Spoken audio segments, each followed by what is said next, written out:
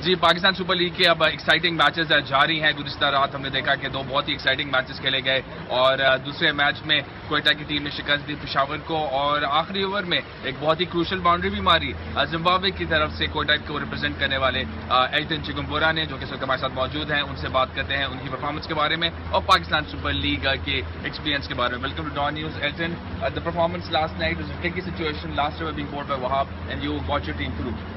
Yeah, obviously it was a good opportunity to finally get a bat.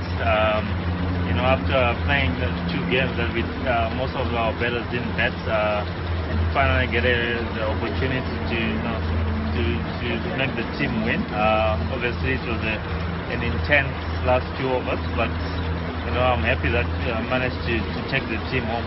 How do you rate the quality of cricket that we've seen on display in the tournament thus far? It's been good, fantastic. I think I'm happy to be part of this PSL, and thanks to the Pakistan board and owners for taking me on board. I'm looking forward to a wonderful series tournament.